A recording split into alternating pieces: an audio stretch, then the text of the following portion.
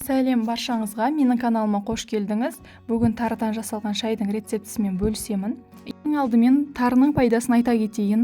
Тарының құрамында адам сүйектеріне, жүрекке, иммунитетті көтеруге қатысатын калий, фосфор, магний, цинк сияқты металдар өте көп.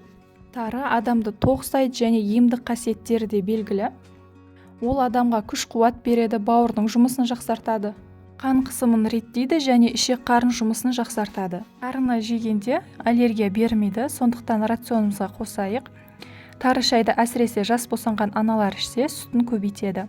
Ең алдымен салқын суға 50 грамм тарыны саламыз, отқа қоямыз. Бізге бір бұрқ етіп қайнаса жеткілікті. Тары қайнауға жақын қалғанда жарты чайник шай демдеп қоямыз.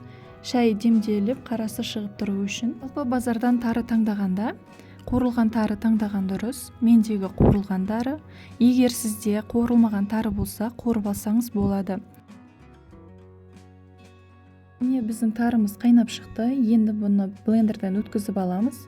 Блендерден өткізбесеңіздер де болады. Енді блендерден өткізген тарымызды бастапқы шайымыздың ішіне құйып аламыз. Енді үстіне сүтті құямыз. Қолдың да сүті болады.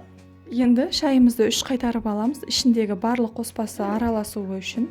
Рецепт ұнап жатса, подписаться батырмасын басуды ұмытпаңыз. Жасап жатсаңыздар ас болсын. Келесі видеода кездескенше.